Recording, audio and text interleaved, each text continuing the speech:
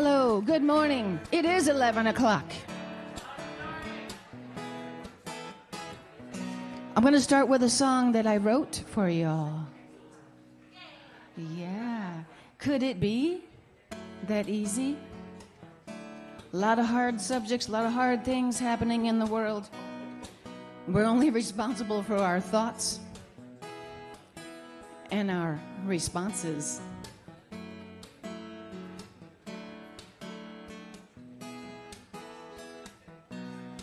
Could it be?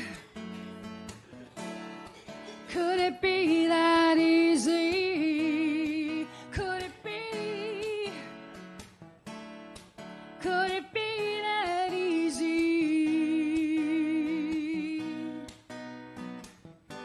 It's all in the way that you choose what you think, what you say, what you'll do with your daylight. It's all in a matter of speaking out loud what you want to do with your own life. Could it be that easy? Could it be that easy?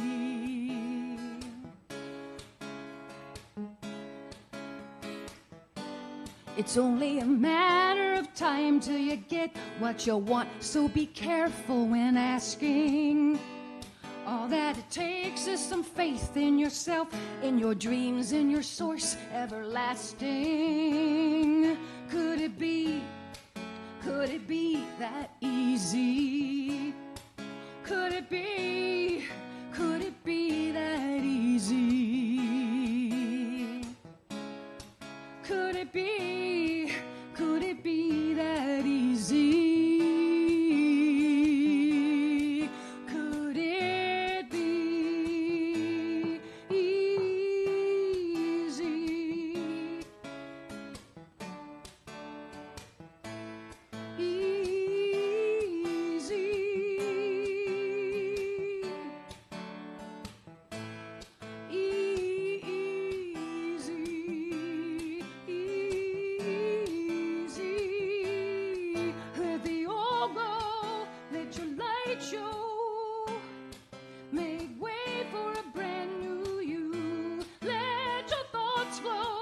Let the world know peace and love by the things you do, the things you do.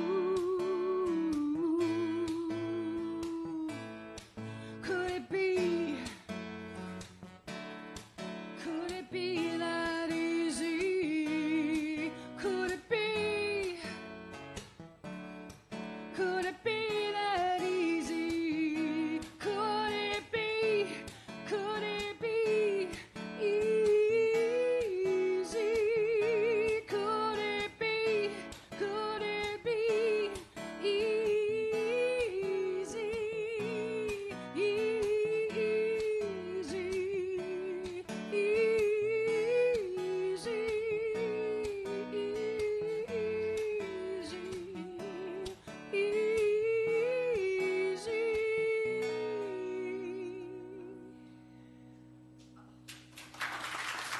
I believe it could be.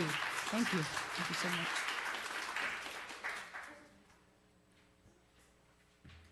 Wow, thank you, Jory. That was amazing. Good morning. Good morning. Welcome to the Unitarian Universalist Fellowship of Fayetteville. My name is Matt, and I've been a member here for about a year and a half, and I love coming in to see y'all's faces. This is great. Unitarian Universalism is a religious tradition that values freedom in religious thought and journey. We uphold the unity of our interconnections, connections to each other, to all of life, and to the precious universe of which we are a part. We affirm the universality of love and hope as we journey together in community, and we welcome you, whoever you are at this moment, and wherever you are in your spiritual journey. For those of you joining us online, welcome. If you are new, please check out our website, UUFayetteville.org, for more information. For those of you visiting for the first time, You'll find a visitor information card in the seat back in front of you. We'd love for you to fill it out. We'd love to get to know you, put you on our email list, which is really easy to get off if you want to, but why would you want to get off? It's great. Just kind of generally keep you informed of all the really great things happening here. Later in our service, we'll have time when you're invited to come forward and drop a stone, and this symbolizes your joy or concern into our bowl of water.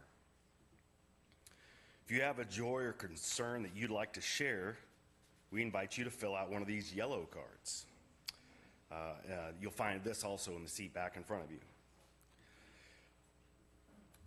There's a place on it to indicate if you want your joy or your concern shared aloud, or if you want it to be confidential and shared with only the leadership.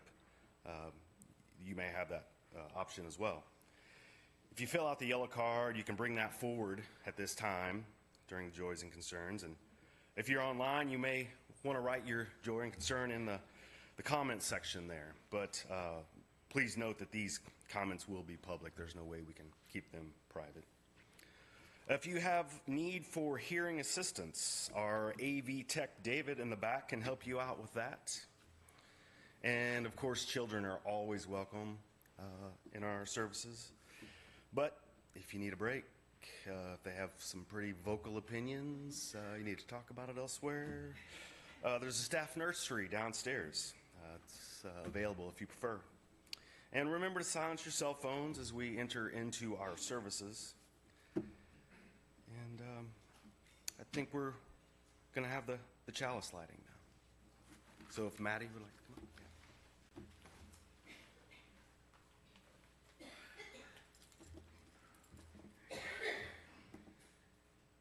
Join me in the chalice lighting. Love is the spirit of this community, and service is its prayer, to dwell together in peace, to seek knowledge and truth, and to help one another.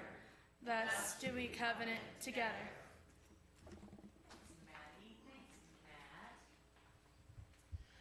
Good morning, dear ones. I am very pleased to be back with you this morning. And while today's topic is certainly not my typical style, I'm excited to bring it to you today. I take UUism really seriously when we say that love is at the center of everything we do. And that center for me is usually pretty big. Love is at least part of what I want you to get out of a service of mine almost every time. I personally don't think we have enough love in our lives, especially if it's true that love is the best thing to remove fear. Many Americans are currently plagued with fear. Some of us in this room are plagued with fear. And in America, our institutions and leaders in the current administration are banking on the fact that we are in fear.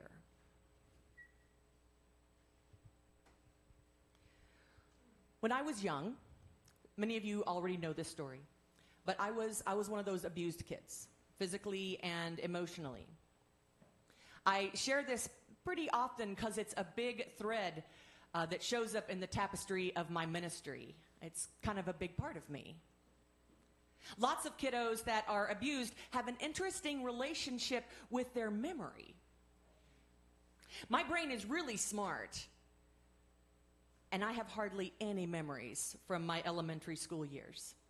Very few. And this is ultimately a good thing. The memories that I do have are stark and kind of surreal.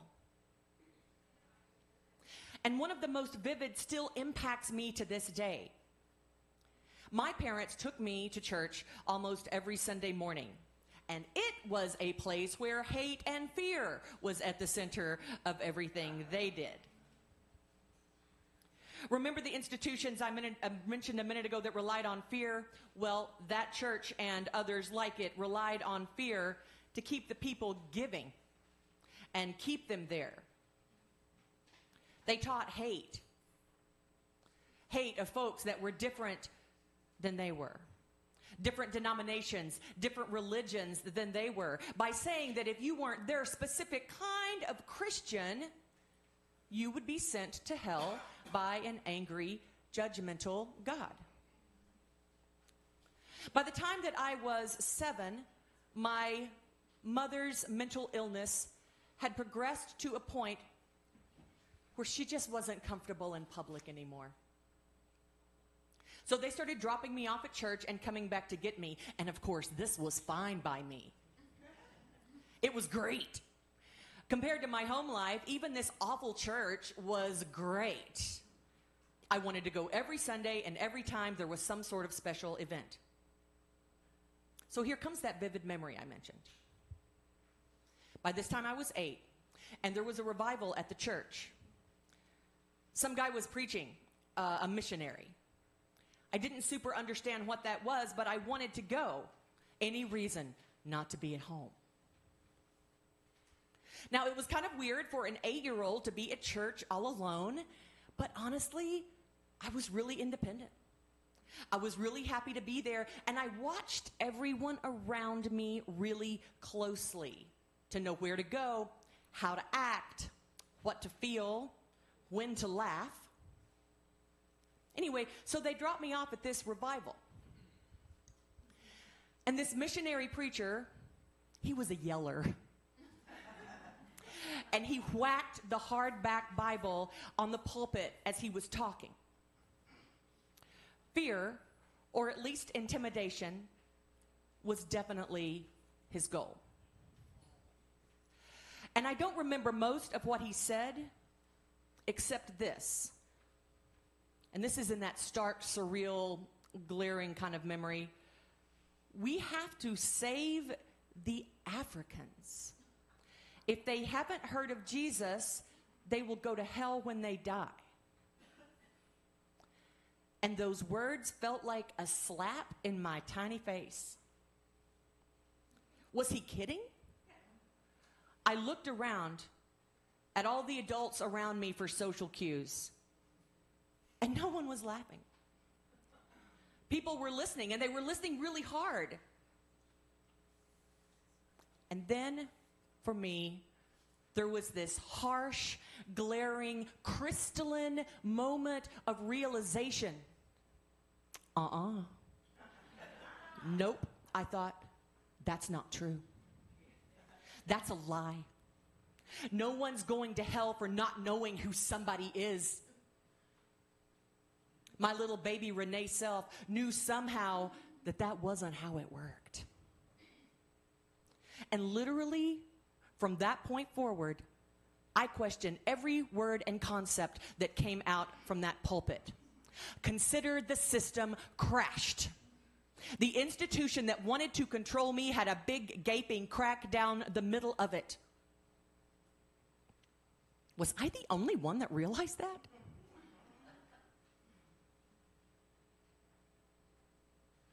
How is it that everyone was fooled?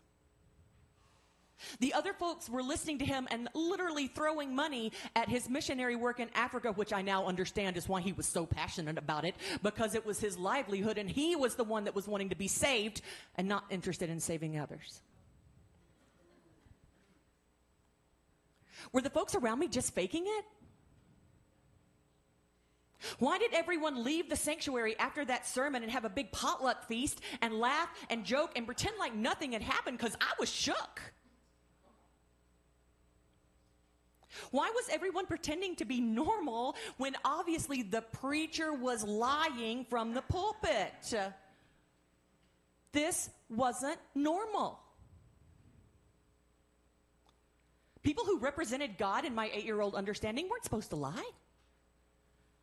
I see now that it sometimes happens just occasionally, but they weren't supposed to lie. Why is this one of my few memories that exists from my young years, and why is it so vivid?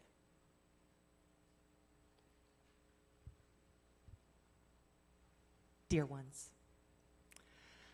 I'm incredibly grateful to be gathered with you today. gathered here in the mystery of this hour. I would like you to please join Jory and I for our opening hymn. It is Around. And of course it's Around. My favorite. Jory will lead this side of the congregation. I will lead this side of the congregation. And you can pick where the dividing line is. You pick which side you want to be on. This is how we work at the UU Church, right? All right, Jory. Let's everyone stand. Thank you. Thank you.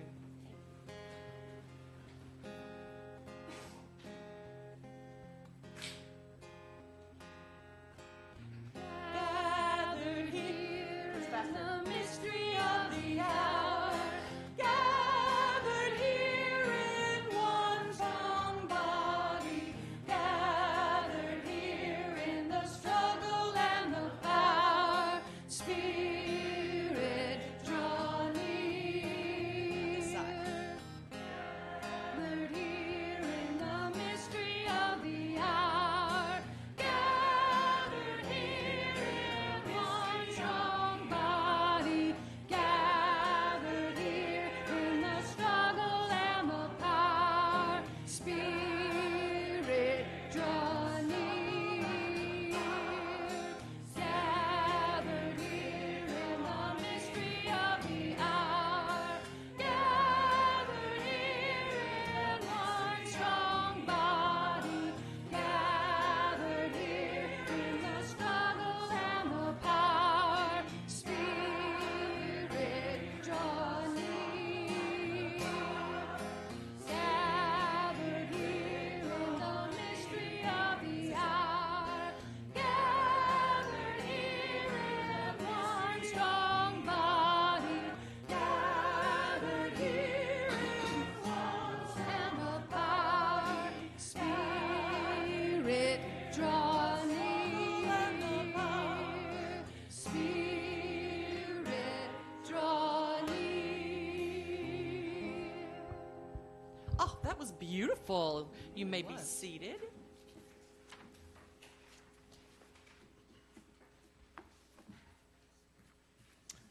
I'll do this part and you do this part. Oh, great. Of course you will.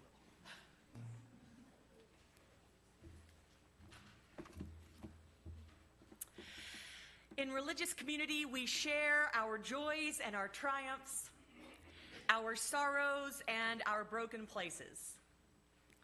And meaningful moments in our lives, we share those too, because love is what connects us. And love is made up of many different feelings and events. In this circle of care, we make space for the complexities of life, the reality of our myriad experiences, the reality of the truths that bless and break our hearts. On any given day, each of us come to the table with our hearts in different places. Dear ones, we love through interaction, and it's in our interaction that we come to know the world and our place in it. Our interactions and our gathering here is very important. When we gather, when love is at the center of that gathering, and when the outcome of our gathering is knowledge, love, and truth, it is a form of resistance. Fear and hate cannot thrive. Where love and truth are the norms, fear and hate will not be planted and it won't grow. We Unitarian Universalists believe that it is in the gathering and in the brave task of sharing ourselves that creates and grows trust and connection in the world. That this is how we come not only to marvel at, but to engage in the depth and the movement of the spirit of life, of the human experience, and of the interconnection of which we are but a tiny part. And so we must create the space. Here we are doing it. If you have filled out a yellow joys and concerns card, you may bring it up and give it to me, and you may drop a stone in the bowl of water by Matt. And dear ones, if you don't want to turn in a joys or concerns card, you certainly don't have to. You can just drop a stone in the water where the ripples that our stones make mingle with the ripples of stones that you use are dropping all over the place, all over the planet this morning. Okay, you can come forward. Jory, will you offer us some music?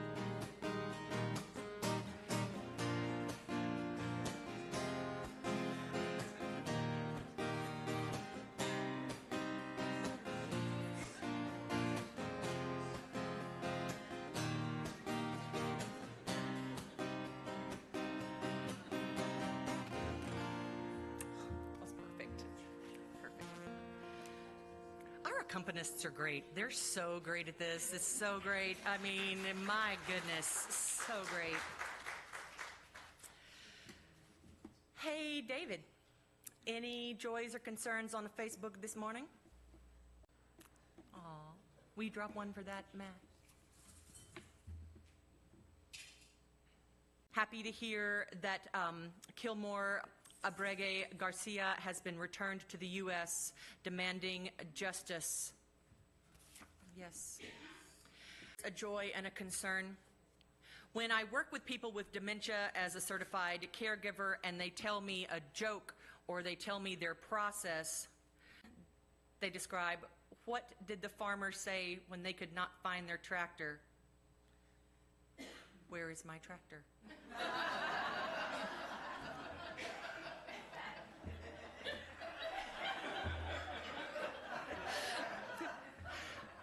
Please turn in a joys or concerns card every time I'm up here, okay? Please do. There's a concern about the escalating tension in California over the ICE deportations. Yes, yes, yes, yes, yes. Isn't it great that we're gathered here in the mystery of the hour? It's great. Hey, Matt. Let's drop some more stones for the joys and concerns that we hold in our... And, okay, so we can't share everything. So the things that we're holding in our heart, we're dropping. Did we drop the stones? We dropped the stones. We're going to drop some more, okay? And then let's drop just a few more for the joys and concerns that we're inevitably going to come in contact with over the week until we get to be together again. Thanks, Matt. Okay, friends. Let's have a moment of silence, and let's actually try to put our brains quiet.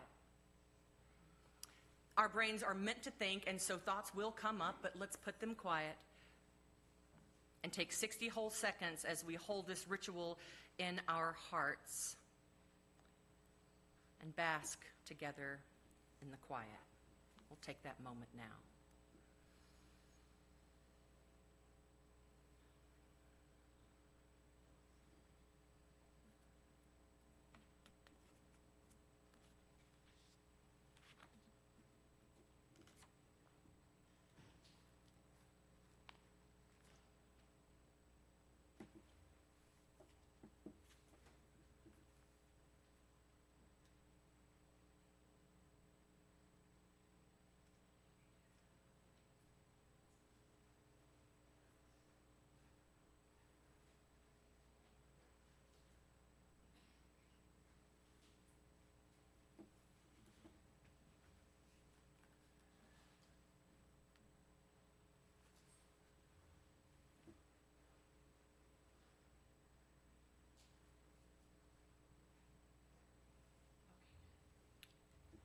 Okay.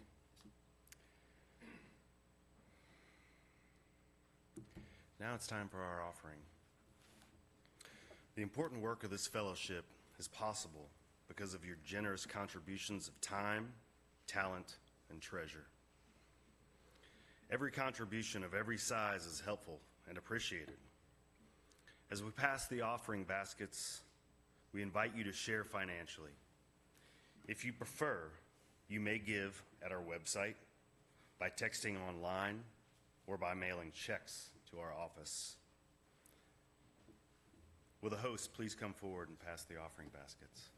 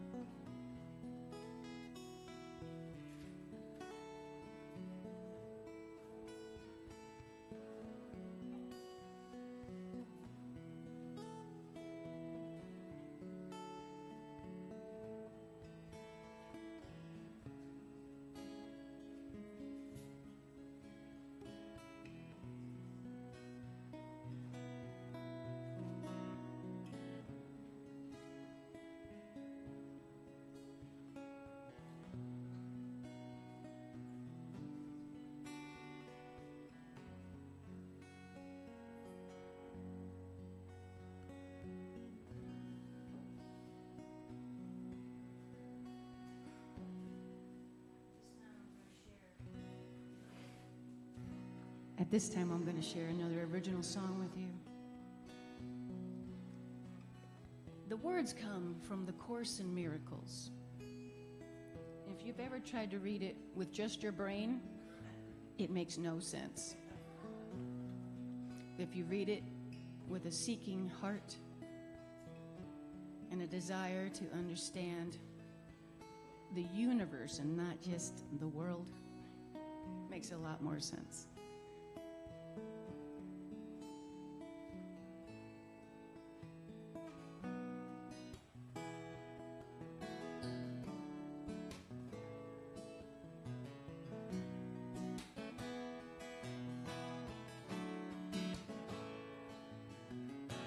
Nothing means anything, nothing that I see, nothing that I think is even real. Therefore I'll think about nothing, 'cause I cannot understand anything, anything, not a thing.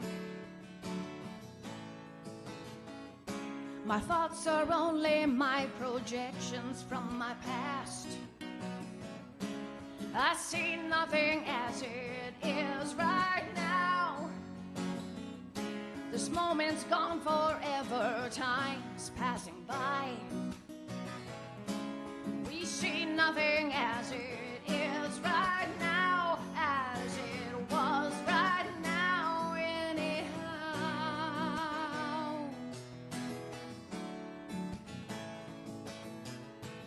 Nothing means anything, nothing that I see. There's nothing that I think is even real. Therefore I think about nothing, and I cannot understand anything, anything, no, not a thing. I am not angry for the reasons that I think.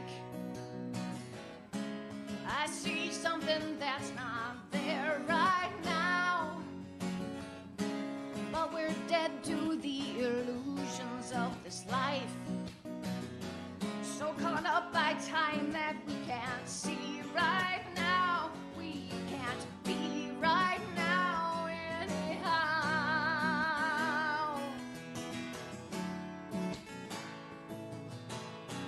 Nothing means anything, nothing that I see, nothing that I think is even real. Therefore I'll think about nothing, 'cause I cannot understand anything, not anything, no, not a thing, not anything. I can't understand, not anything, no, not a thing, not a thing. 'Cause nothing is real except love.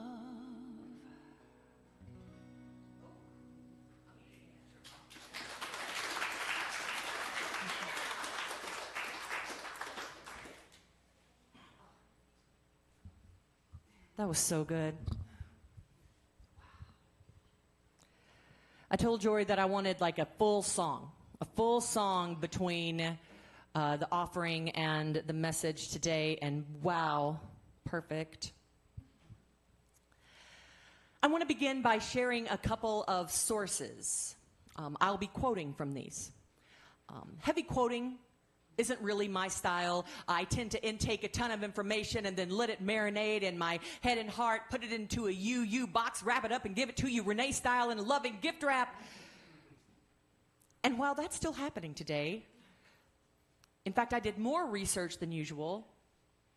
And forgive me if you've already heard me make this joke today. I'm just kind of so far out of my wheelhouse with this topic that I can't really see my wheelhouse anymore. So I'm leaning a little more on the experts. So there's my disclaimer, a little more quoting than usual. The first source, an article that several folks in my circle sent me, including Joanna, thank you very much, called "Systems Are Crumbling, but Daily Life Continues. The Dissonance is Real." This is from The Guardian, U.S. This is by Adrian Matai. If you're interested in reading this article, I hope you will. Let me know and I'll get you the information.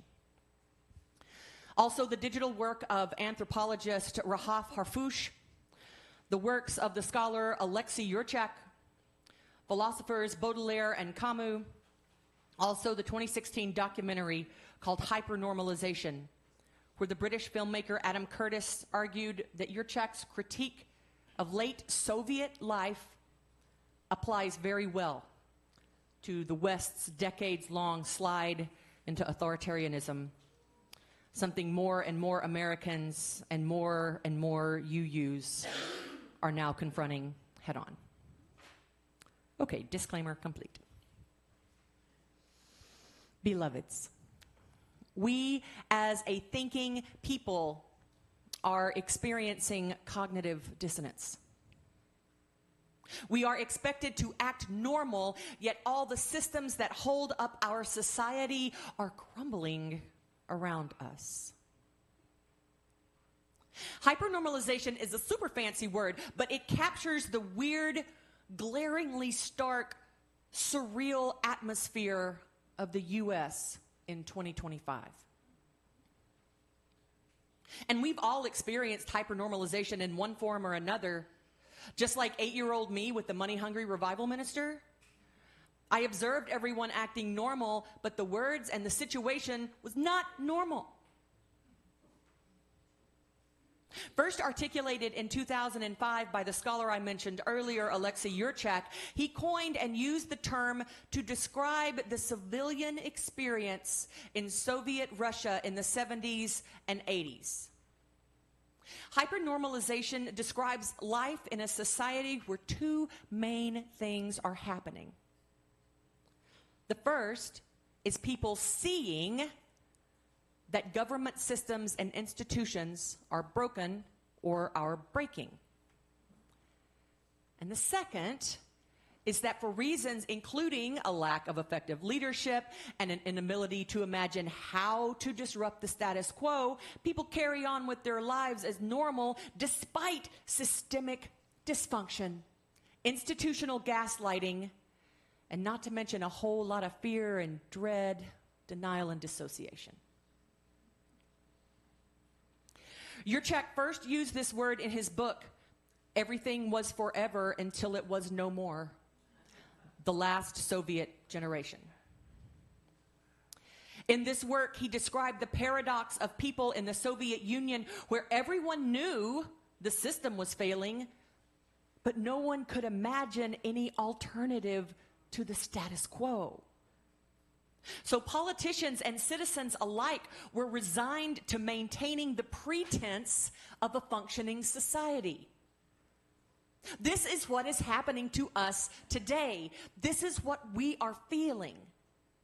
We can see that the systems are failing, that things aren't working, that structures are crumbling, that societies are going through these massive shifts, and yet the institutions and the people in power are just ignoring it and pretending that everything will continue to go on like it always has, and it won't.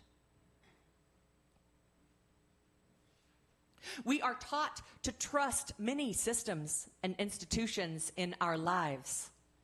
We are taught to trust our parents and family members, the church, the government, our education system. And when we see something we know isn't right about one or more of these institutions, instead of questioning it, we often turn to self-doubt and question ourselves. Imagine a little kid. This little kid's mom drinks too much, and she gets drunk often.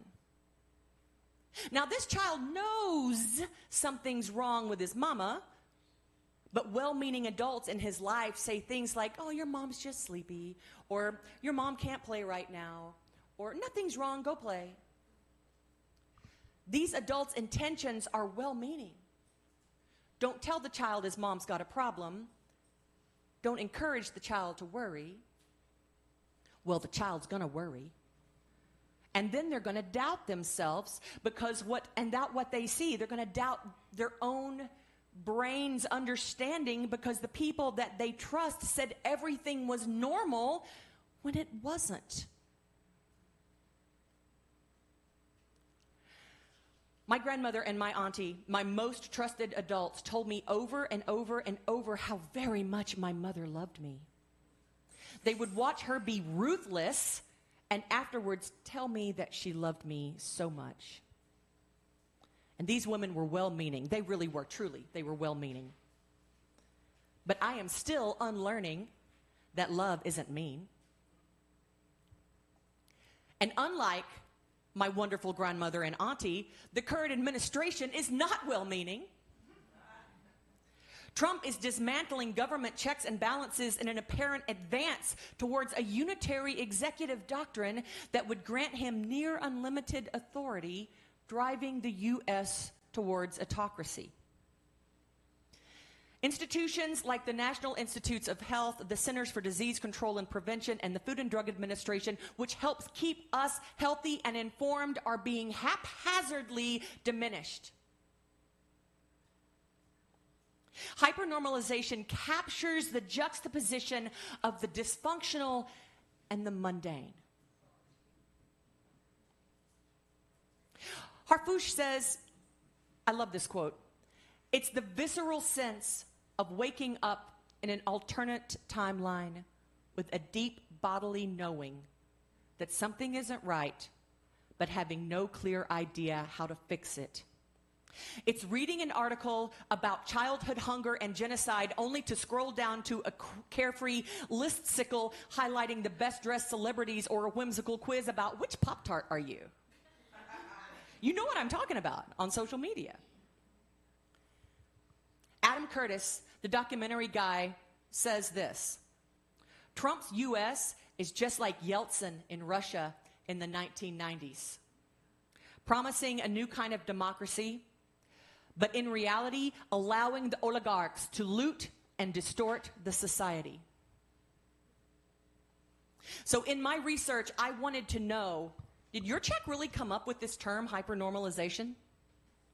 Yes, the term, but not the concept. The concept has been around for a really long time. Charles Baudelaire's exploration of modern times, with emphasis on fleeting experiences and the changing nature of city life, can be seen as a precursor to the themes of hypernormalization. Both concepts deal with the feeling of disconnect from a genuine, complex reality and the acceptance of a superficial or artificial version of it. In Baudelaire's work, Mal du siècle, he described a sickness of the century, which arose from the disillusionment of a generation faced with a world filled with a sense of superficiality. That hit me pretty hard. Okay, so all the way back to Baudelaire and probably even before. So why is the concept of hypernormalization useful? Witnessing large-scale systems slowly unravel in real time can be profoundly surreal and frightening. The hypernormalization framework offers a way to understand what we're feeling and why we're feeling it. Naming an experience can be a form of psychological relief. Caroline Hickman, a psychotherapist and instructor at the University of Bath, says this: "The worst thing in the world is to feel that you're the only one who feels this way and that you're going quietly mad and everyone else is in denial. That terrifies and traumatizes people. People who feel the wrongness of current conditions acutely may be experiencing some depression and anxiety, but those feelings can be quite rational, not a symptom of poor mental health, alarmism, or lack of proper perspective," Hickman says. What we're really scared of is that the people in power haven't got our back and they don't give a about whether we survive or not, Hickman says. I'm sorry, I just couldn't bring myself to say the cuss word. I'm sorry. Okay, got it. So that's why the framework of hypernormalization is useful. Got it. So then what are the effects? Confronting systematic collapse can be so disorienting and so overwhelming that many of us may tune it out or find ourselves in a state of freeze.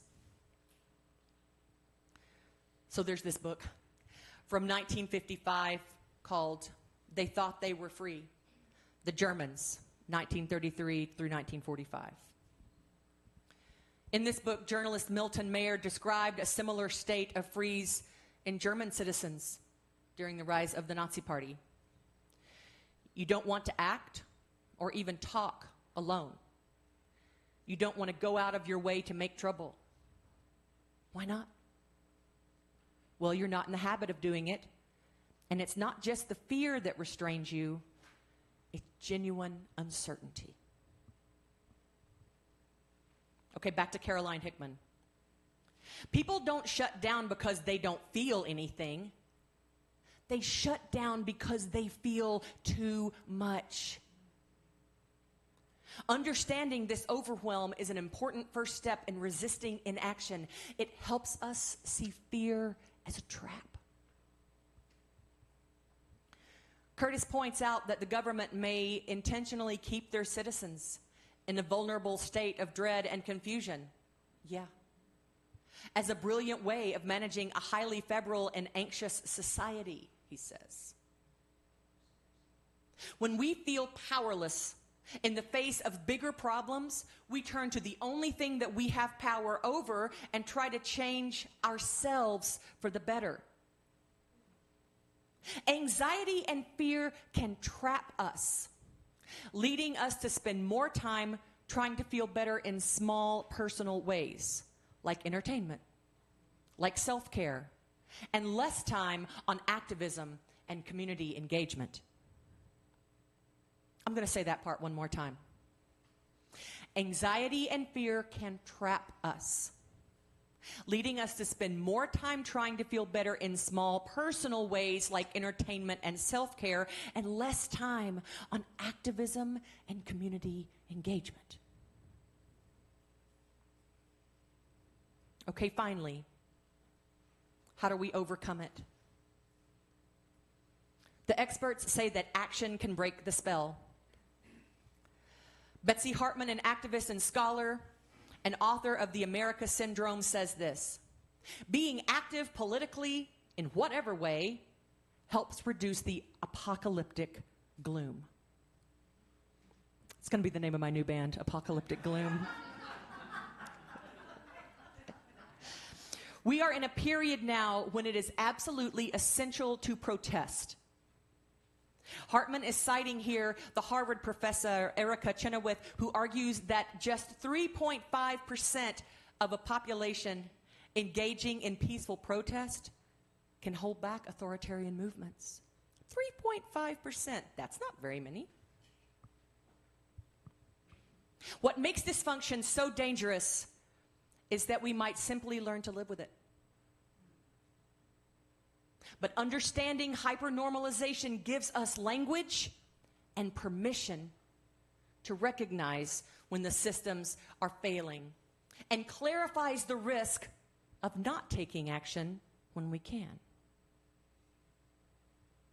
In 2014, Ursula Le Guin accepted the National Book Foundation's Medal for Distinguished Contribution to American Letters, saying, this is my favorite quote of the whole sermon: "We live in capitalism. Its power seems inescapable. So did the divine right of kings. Any human power can be resisted and changed by human beings. Resistance and change often begins in art, and very often in our art, the art of words." Harfouche reflects on this quote often and underscores the fact that this world that we've created is ultimately a choice, and it doesn't have to be like this. It doesn't have to be like this. We have the research, technologies, and wisdom to create better, more sustainable systems. But meaningful change requires collective awakening and decisive action, says Harfouche. And we need to start now. Thank you.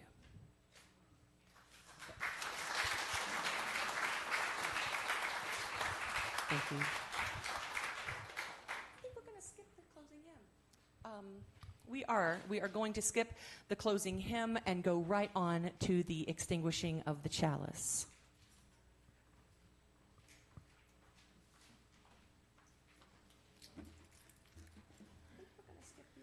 We extinguish this flame, but not the light of truth, the warmth of community, or the fire of commitment. These we carry in our hearts until we are together again. And dear ones, you can see your announcements here in the order of service. I don't think that there are any that need to be pulled out and noted. And so I'll just say this. Beloveds, dig your roots down deep here at UUFF, no matter what. Even if you don't like someone or something that happened, stick and stay. Work it out.